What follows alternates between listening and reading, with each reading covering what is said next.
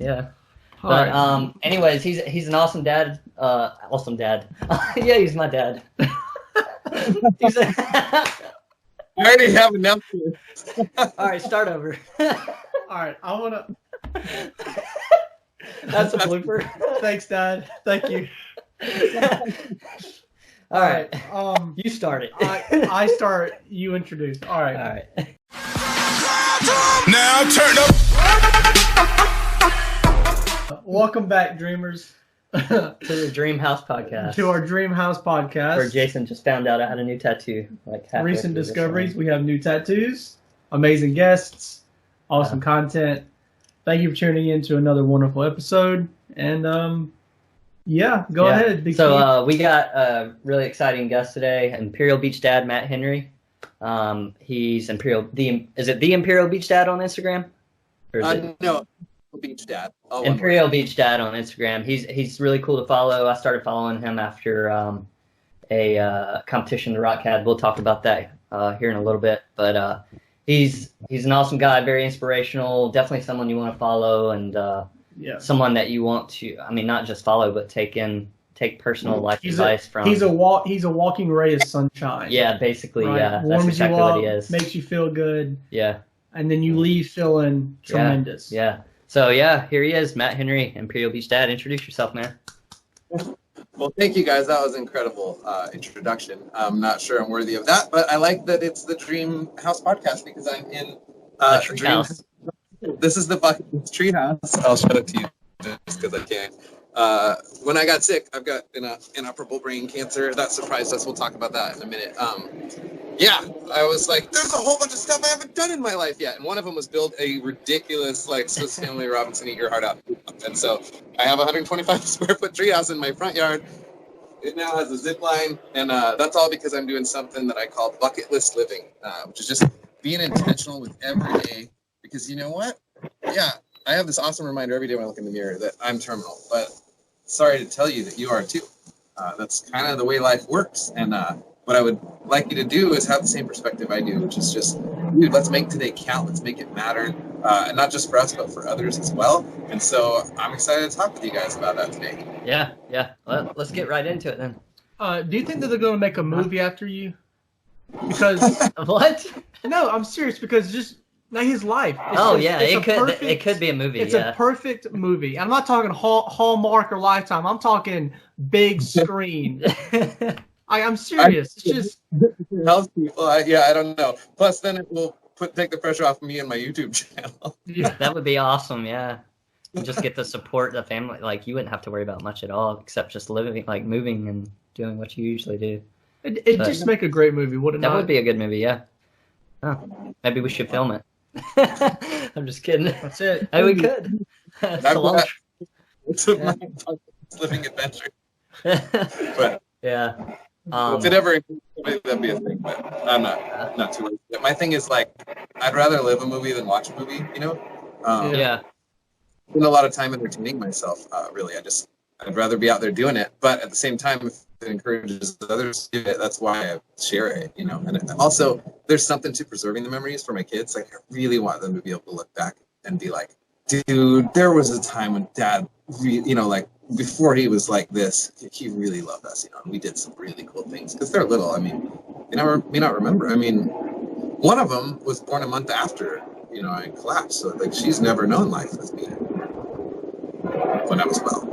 So, I like the idea of preserving it. And if the movie would help people, I'm down. So if someone makes movies and is watching, Yeah. the Yeah. Hey, we do have some people that might watch this that does movies. So that would be cool. There you go. Awesome. But yeah, let's dive right into it. Dude, what you been doing? I know you went to Bible study or something yesterday, but Yeah.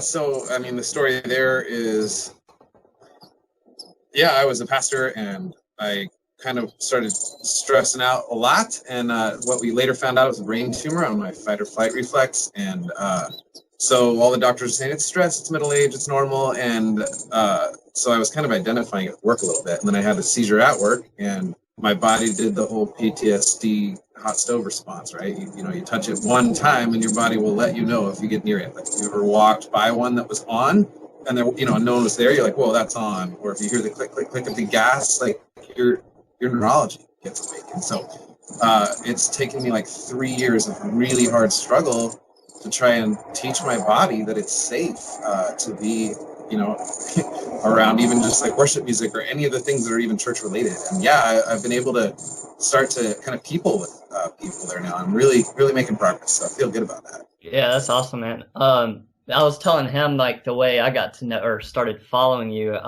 You won something with The Rock, and I was competing with it too, and I saw yours. I was like, dude, this dude deserves it. Like with everything he's going through, I was like, dude, now I can go back and hunt down your cover. Yeah, mine was stupid, because I actually have a similar tattoo to his, so it's just like, yeah. So yeah, I used my actual tattoo. I think I can't remember. What was the competition? It was like he was on a magazine cover, and you had to create like the funniest one or something like that, or. He's on the comedy issue of GQ magazine, and so he's like, all right, well, didn't expect this, so anyone who makes me laugh with their cover, I'll host a movie preview. So and then he won it he won it. So awesome. Did he actually show up? Yeah, no, he didn't actually show up, but what he did was he did an Instagram video, and then that what turned out was like 1 minute of like a 10-minute video that he did for me. It was so cool because we had a whole theater full of people, and he bought all the popcorn, all these things. And it was like, it was before the movie came out. It's very like red carpety feeling, even though I just the only one dressed up, but I felt like it was very carpety. Yeah. Yeah.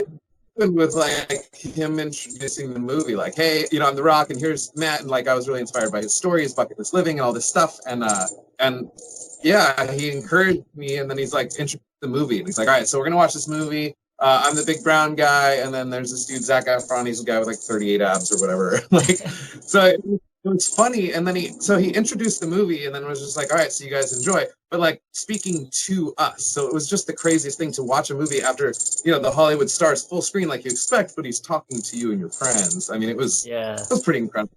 That dude just has a lifestyle of humble generosity. I mean, yeah, it's awesome. I mean, he's the one worth following because someone I want to be like, Yeah, I met him one time on Jungle Cruise. I was working on a movie with him, and actually, I was in the scene with Emily Blunt. It's not come out yet. It comes out this coming up year, or actually, it comes out this spring, I think, spring or summer. But yeah, I met him briefly. But he's a really cool dude. He's very real. He doesn't seem what you call it. He's easy to connect to. Personable. Yeah, very personable. Yeah. But actually, we just did a podcast with Rob Hubel last week, and he was on Baywatch. He was the lifeguarding boss. Yeah, we did a podcast with him last week. I actually know his brother, so I got to know him through his brother. Yeah. It's always fun to watch. Yeah, that's beach, so it was full of lifeguards and Navy SEALs and watermen, and it was a fun movie to watch with all those people. Yeah. It was a very. I hope they do another one, but I know their box office wasn't that great. But whose box office does do good nowadays? Like, it's just kind of. It's kind of irrelevant. Yeah. Yeah, it is. Yeah. So I know you're doing zip tie drags. Is that right? I don't know much about it. I've heard about it from a friend, but.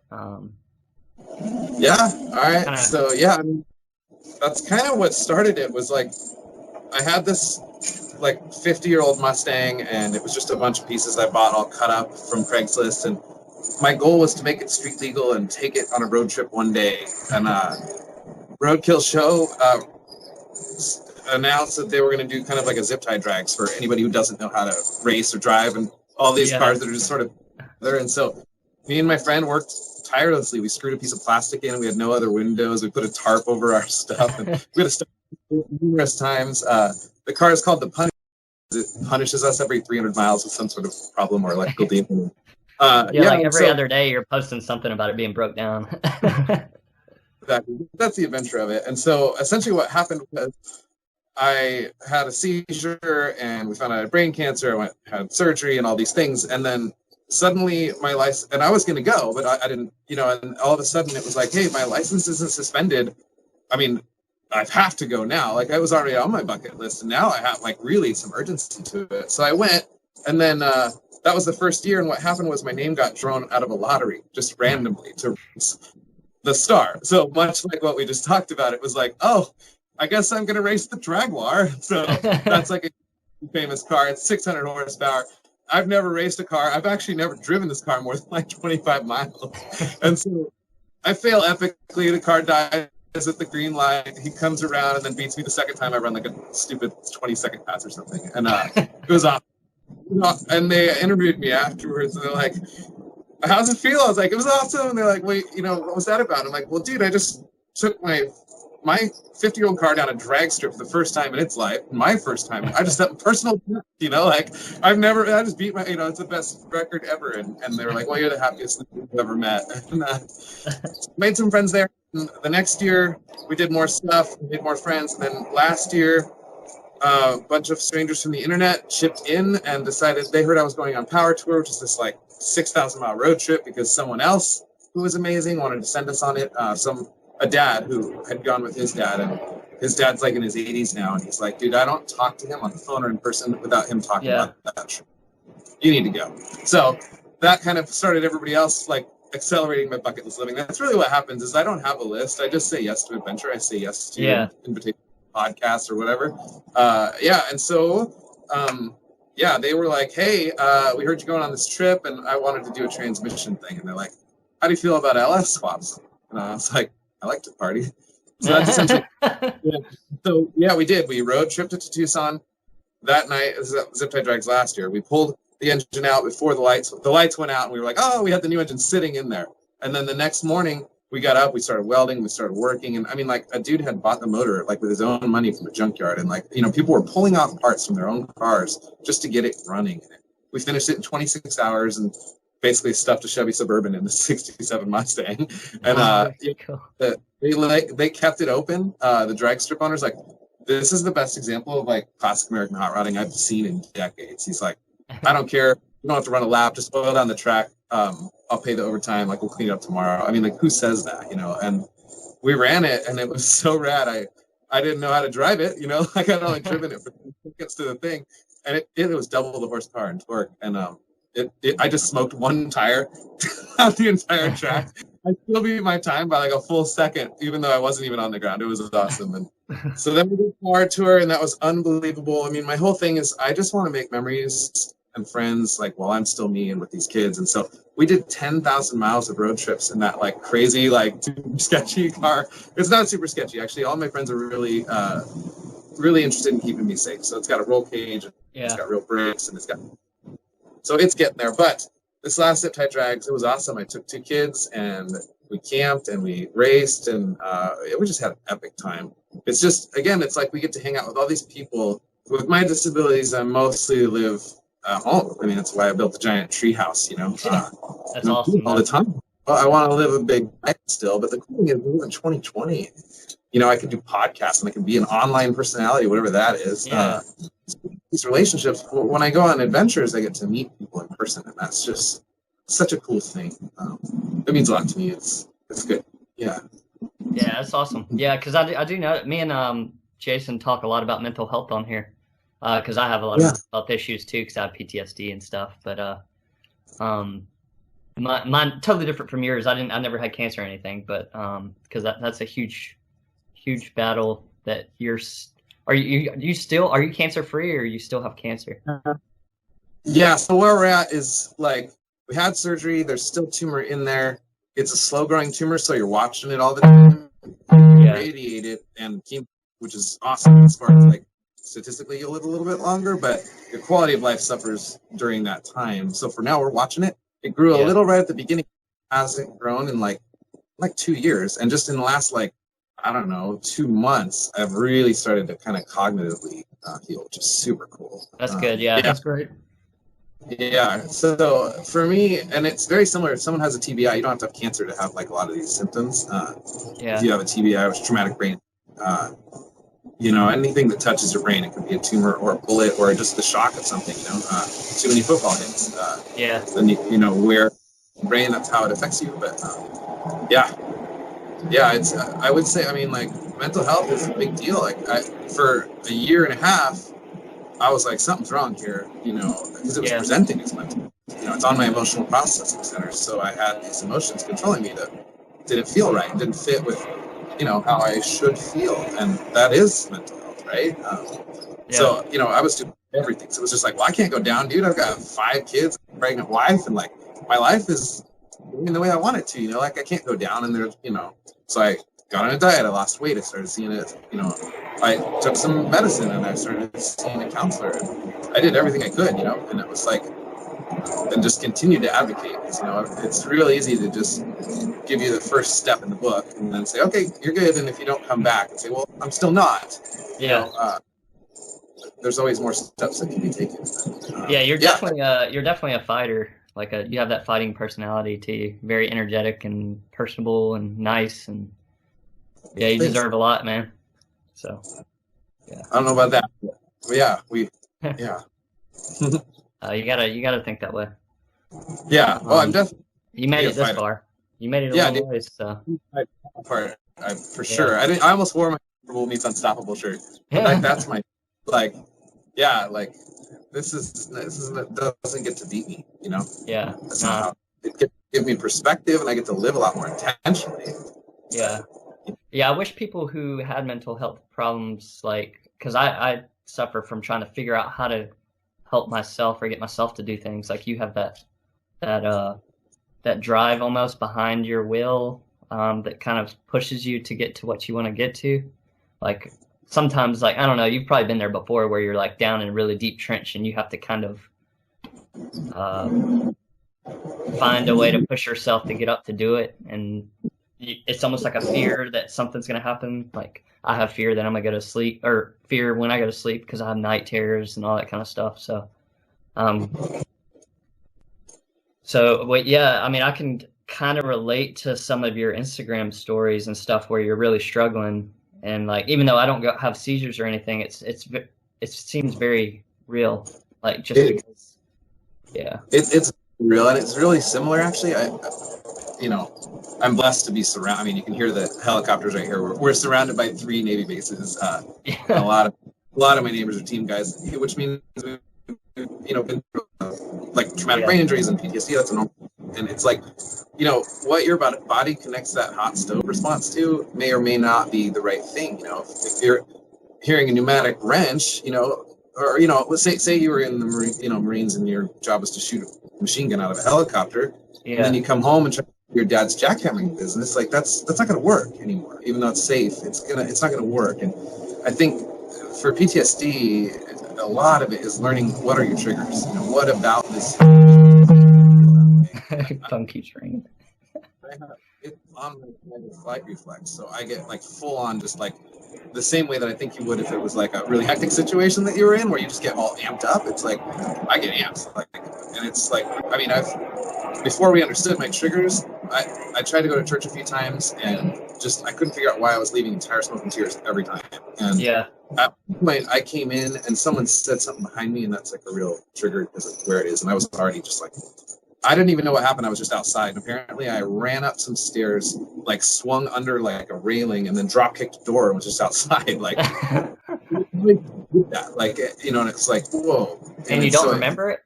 Damn, that something triggers it, and it could be anything. But learning what are those things that commonly trigger it.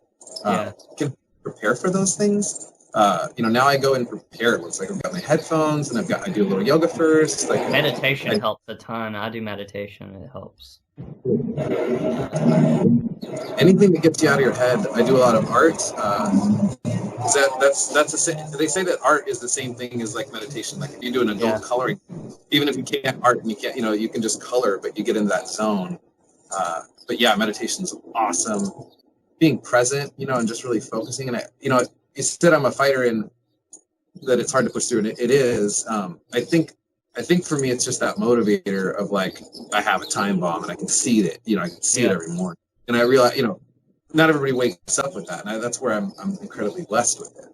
But I'd say just remember that, like today is the day, yesterday, whatever it brought in, that's all gone, like whatever tomorrow may or may not happen, but right now it's happening. The most important thing I'm doing right now is talking with you guys on this podcast. I don't need to be thinking about other stuff. I don't need to be thinking about this unless it's to help you guys. Yeah. Focus on one thing at a time. Yeah. What do you? So I don't really talk a lot sometimes. I'm sorry. I just like taking in, and I'm just like in a learning mindset right now. But I think, a lot of struggles when it comes to mental health is just the awareness aspect. And people that do suffer from any type of mental health, whether it's medical related, PTSD, things like that, they don't want to be vulnerable and saying, I need help and I have these things. And I just think that's awareness is a big thing. So I guess my question is like, you live your life to the fullest every day. You're an inspiration to a lot of people. And so just how do you process that every day? How do you just tell people that you feel like need like uplifting and things like that, like when you motivate and inspire people? Like, how does that work when you're traveling and meeting new people? Yeah, I have a great answer to that. First of all, I love what you said about being vulnerable with mental health. That can be real hard, and I think that can be a real barrier to getting help for people sometimes as well. It's worth pursuing, and it's really good to be vulnerable. That's one of the things where like I live my life to the fullest, but I also struggle every day. So people who are watching my stories, they're seeing me. I probably cry every day. It's not easy to watch. Yeah, but the cool thing is that like you can't see somebody going through that and then hide what's going on with you. So people be authentic, and it's kind of neat. I get to be a listening ear to people. What's really neat, like I just got messaged by somebody, it was yesterday, and it was a really awesome story about how like watching the vulnerability has allowed him to really like consider what's going on in his heart. It has been for a long, long time, and why he's angry and why he has a hard time connecting and why he's distant. And it was like, he's like, dude, you're making me feel like it's safe and I'm trying it. And it's like really making a difference. And so, vulnerability is okay. I mean, find safe people for sure. But it's worth doing. What's it like? Meeting people out in the wild. It's my favorite, honestly. Like strangers are my favorite. I get a little uncomfortable around people I knew, especially if I knew them before, because I don't like my memory got taken out. So like, I don't know how I knew them or what their expectations are, and I'm not who I was. So that can be intimidating for me. However, I'm learning. I love strangers, and my goal is, this is like an actual thing. I include it in my tenets of bucket list living, but leave everybody better than you found them in every interaction. And I really, really believe in that. Like today, I was getting the car aligned. Yes, it's no longer trying to throw me.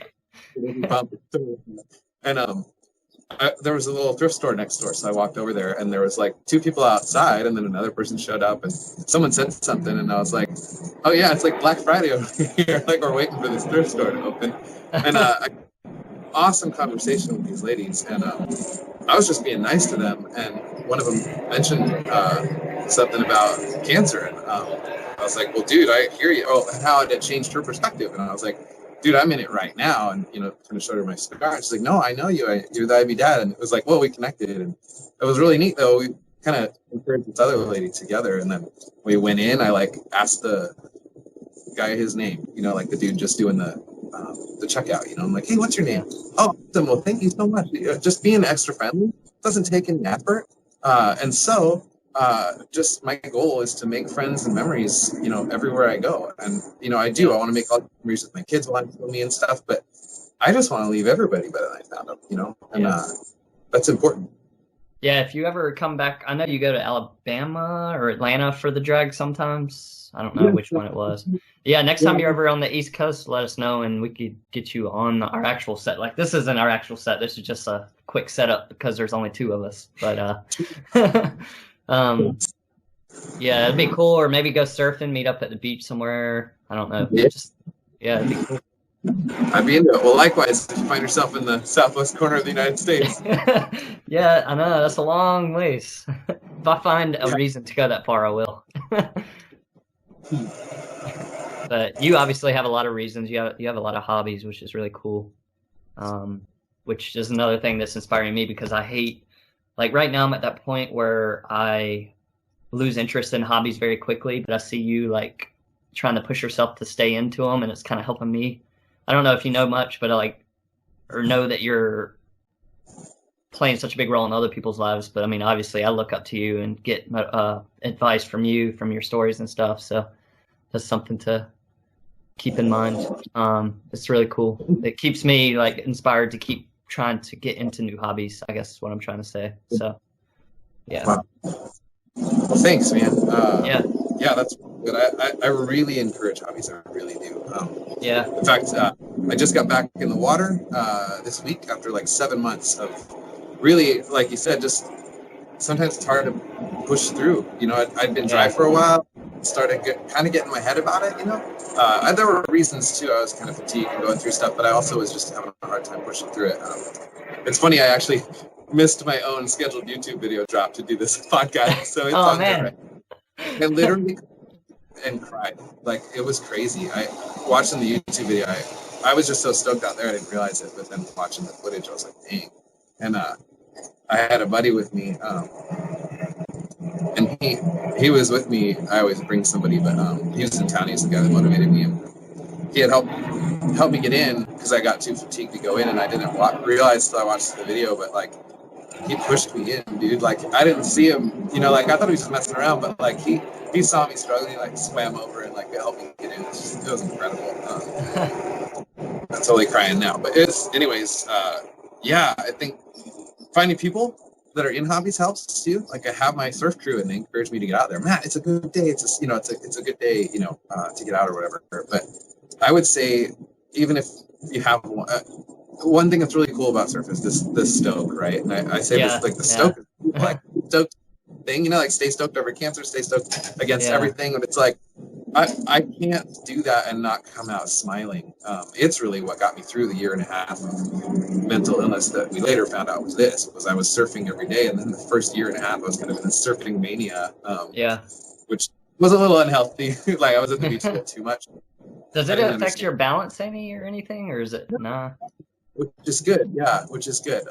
Yeah, physically, it's crazy.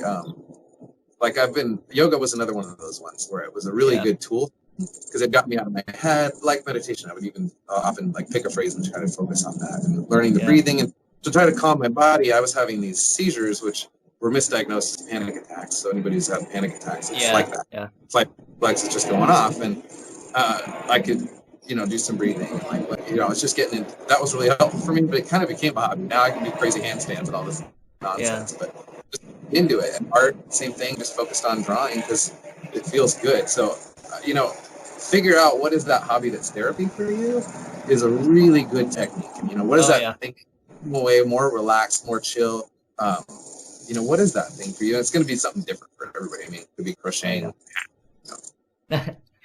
Crocheting hats. Underwater basket weaving. Yeah, there you go. And if it is, go. You know what I mean? Underwater basket weaving. Where would you even do that around here? I'm pretty sure they have classes for it. Yeah. So. Yeah. You can get into things that you don't know how to do. That's really what I've done with hot rodding. You know, I was just an enthusiast.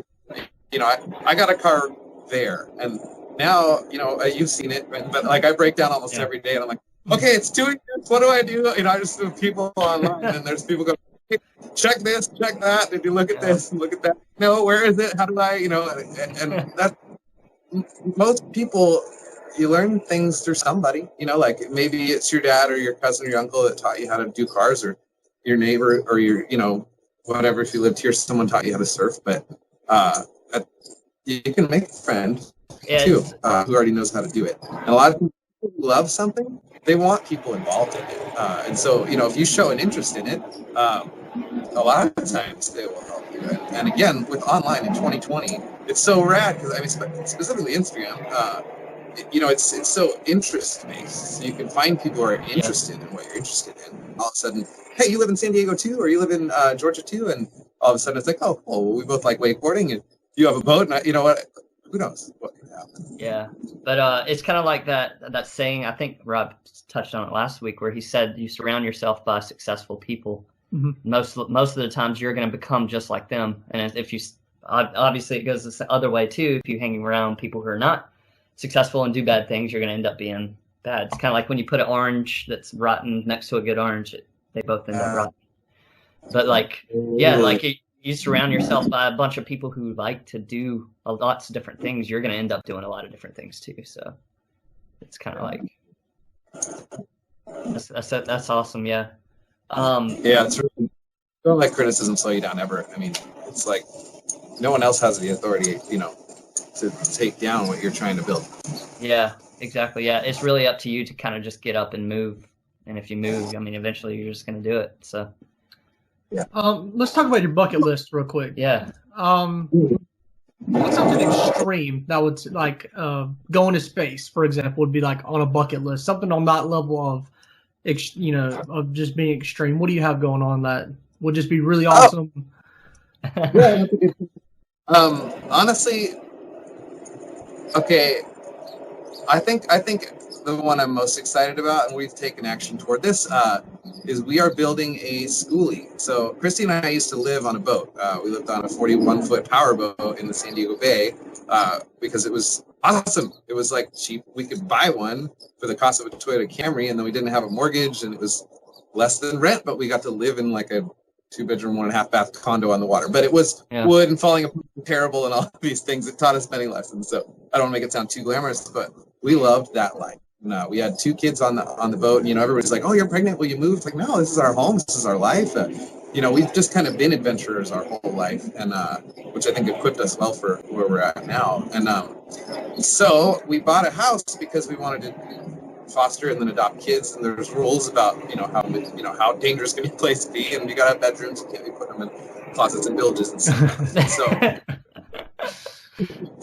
So I met a friend on a drag strip who had a converted bus, and so basically, like, it's kind of like building a tiny home, not an RV, in like a fully complete tiny home inside of a bus. Because unlike an RV, which is built for comfort and profit, they fall apart after 10 years, and you can't get a loan on them and all that because of they just aren't made for it. A bus is made to run 40 years up and down a mountain carrying, it's made out of steel, a diesel and all that stuff. So we bought this is insane. We bought a Thomas. It's a 47-foot bus. It's Barco. So sight unseen in Texas. Me and a buddy drove there in one car and took it to Emily's house, and then drove it, which is a friend in Texas. We drove it all the way back 2,000 miles, and but it's just a big empty shell right now. But we have a design, and so the goal, the big bucket list, is build that into a tiny home that can be sustainable for 3 weeks, and then go on a year long, just kind of like homeschool the kids like we used to, live our life exactly the way we want to, and go meet and make friends everywhere, leave a bunch of places better than we found them, and like just see the world, But I want to be able to just drive off into Yellowstone and stay there for 3 weeks because we've got enough water, we got solar, it's just neat because they're very much like boats. It's just like all the stuff is underneath, just like it is in a boat in the village. And everything about it's kind of like it is. Did you ever watch Wild Thornberrys when it was on Nickelodeon? Ooh. Yeah, look that up. Wild Thornberrys. It's this family that lives on a bus, and they go pretty much everywhere. Like, I think it's based in the safari. They even go to Africa from the United States. I don't know how they get the bus to Africa, but they do. It's a very long road. Yeah. It's a cartoon. Fun. Yeah, you'll have to look at it. It's like a cartoon based on what you're saying. Now I need to watch it. Great. Yeah. It's just incredible to listen to you talk about, your life and how you haven't let anything you conquer every day. And then I don't, just listening to you talk, you don't really think about yourself. You're thinking about other people, how to better other people's lives. Yeah. And that's very something rare. That's not, that's very rare, and it's just incredible. And I don't know what that means to you. I'm sure you hear it all the time, but people don't do that anymore. No, most people talk about it how they want to, but they can't physically do it because they want to be a victim, and you don't have that mentality, and you show other people not to have that mentality just based on your Instagram, listening to you talk. It's just incredible. So, and it's almost like you keep getting stronger too, which is really cool Yeah. to watch. So, I mean, you're going to end up being stronger than you were before. So, Absolutely. Yeah. I mean, well, thank you so much. And I hope that that's inspiring and contagious, honestly. I mean, it's just something that I've really grown to value is, other people. And it's regardless of how they are or appear to be. I mean, after surgery, they had me on an anti-seizure medicine. That one of the side effects in a certain amount of people is it gives you insane bipolar disorder. But no one told us that. And I suffered really bad for like a year and a half. I mean, like crying on the top of a hotel roof, vlogging. It wasn't good or safe. So yours was more of like bipolar depression in a way. Like both. I was doing into grief mat and rage mat. Like I almost fought somebody. It was like, Pastor Matt. It was like, whoa. That gave me a lot of compassion, and I was wandering around in a mobility scooter collecting cans like all day long and looking for coins like it was magic, and I was just in my own thing, and that gave me a lot of like compassion for people in general, and not just that, but like I've had to suffer so much emotionally, and not necessarily even based in reality, honestly. It can be the smallest thing because my brain the tumor goes, all right, well, we're going to just cattle prod the grief part of my brain and all of this. And it's like, but man, it made me a very compassionate person, and everyone's carrying so much. I mean, we all are.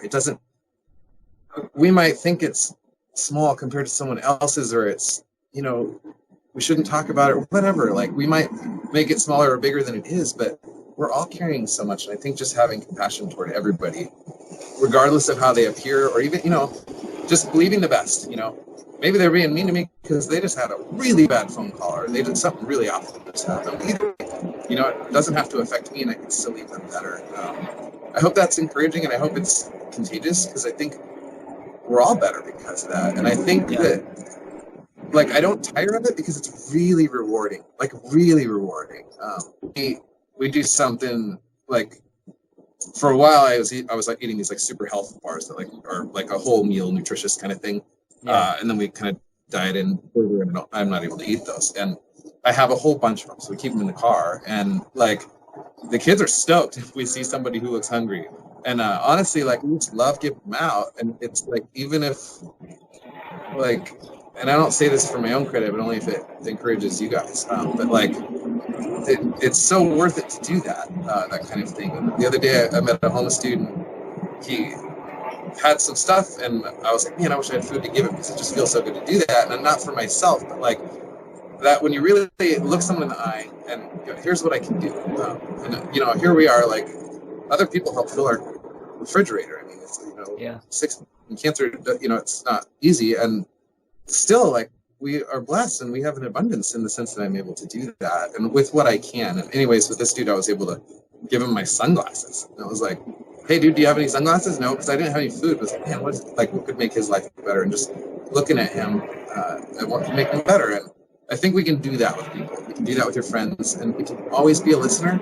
Like that's a really, here I am just talking nonstop. But no, you're good. This is what we wanted. So, I mean, I kind of figured it helps you to talk because I think you've mentioned that before. It helps you to talk and talk. As I'm a prop for sure, and that's again such a cool thing in 2020 that you can do it. Even without. Yeah, and I figured doing a video type thing where you've never met us before, you don't have that anxiety because you're talking to like pretty much us over a camera. So, figured it would help you out a lot. Like phone calls, I'm not good. Text, I'm good, but video, I'm good at. I like that. Yeah, that's cool. That's cool, yeah. And you could, I'll send you a copy of this when we're done. That way you could post whatever you want to of it on your YouTube and stuff. So, yeah. So I have an off the wall question if you're ready. Yeah. I like food. I love food culture and things like that. Yeah. So, what is your all-time favorite restaurant? Number one, and then number two, what's your favorite meal from that restaurant? Right. All right. Okay, I got it. Can I answer it pre and post cancer? Because I'm on the worst diet ever now. Yeah, that's fine. Yeah. So in San Diego, any border town with Mexico has its own like unique Mexico like / US flavor, right? So in in Imperial, in Imperial Beach and all the way through San Diego, but not north of that. They have something called burritos carne asada burritos. Okay, so it's like steak chopped up with like carne or with guacamole and sour cream, and it's amazing. Well, in California, they have carne asada fries. So it's a ginormous platter of fries. Then they put carne asada on it. So it's a bunch of chopped up steak, guacamole, sour cream, and then they cover it in cheese. And it's just like hot, gooey, delicious. It's a carb coma. It's amazing. But maybe you eat too many of those and you get brain cancer. I don't know. That sounds amazing. Because I always love the Tex-Mex stuff. You know, you just can't really go wrong with just going and just grilling up a good steak and whatever they do to it. It's wonderful. Throw it in a bowl. That's what Keys does. We have this show called Keys Kitchen. I don't know if you saw it yet. But we're doing a bunch of different like sketch comedies along with this podcast, and we have this guy called Aaron Keys, and we call it Keys Kitchen, and it's basically him breaking into a kitchen. He's not actually breaking into a kitchen, but and he just cooks whatever he sees, and like it's hilarious. It's not for kids though. Don't watch it with kids. Yes, kind of. For sure, or kind of set up fries. That's where it's at. Yeah. Yeah, I don't know. So, what do you know? What caused your cancer, or did it just kind of come about? Yeah, that's a good question. Nobody knows. Yeah, no is the answer. Yeah, and you could get up in your head about it, but it's like ultimately no one. It could just be genetic, like if you go back a couple generations, so it's possible, and it's a low grade, which means it's a slow growing kind of thing. So they said I could have had it a long time before I even saw symptoms. So I could have had it since I was a week or something. Yeah, it's a good thing it was slow growing and everything, and allows you to eat it. Yeah. Yep. It allows us to watch it now, and I've still got that. That radiation grenade on the belt and the pin's still in it. I can always do that, but praise God, I haven't had to yet, so I can wait. And I'll be ready when I'm ready, or maybe I'll beat it. It's like I think you'll beat it. You have the. Yeah, I just have a feeling you will. I pray for you all the time. So, yeah. Really working it's crazy, how much better I'm getting. We've been watching the last 2 months. It's just wild at how many things I can do that I could not do before. Yeah, and you have a ton of people who I think pray for you as well. It's not just me. I see it on your videos and stuff. So I'm just kind of this little ant that's. Hey, every grain of sand is. Yeah, every grain of sand matters. I guess it adds up. But it really does. It's so encouraging to me because that matters more than a lot of things to people. Yeah, and your family's awesome too. And I guess are all of your kids adopted? No, just two. Just two of them. Okay. Yeah. 4 bio and 2 kind of, and they're interspersed, so they're in the middle. So we got a tight little pack. They're within 6 years of each other. Yeah, me and my wife want to adopt. So if we ever end up doing that, I might ask you for some advice. But please do. Yeah, it's awesome. Yeah, I'm actually adopted. So yeah, he is adopted. Yeah. Cool. Man. Yeah. I was adopted from Russia. Yeah. Really? Yeah. That's all. He's the reason. He's the reason Trump won the election. I'm just kidding. That's what. I'm just kidding. Huh? Say that one more time. Sorry, we couldn't hear you. That's cool. I'd love to hear that story sometime. That's cool. Yeah. Oh yeah, definitely. I can sum it up for you. I was 1.5. They put me in orphanage. Very blessed that my parents came over and got me. Yeah. So that's the short version of it. Yeah. And he's no longer Russian. Wonder what your parents look like. That would be interesting. To follow up with the food thing, we have a restaurant here. It's called Monster Subs, and basically it's just a big piece of bread piled on with meat, and they put this, and they make all their sauces homemade. They put it on top of the sub, and it's huge. It's like $17, and you get well over 3 meals worth of food. It's just. If I was if I was to die tomorrow, that would be my last meal. So yeah.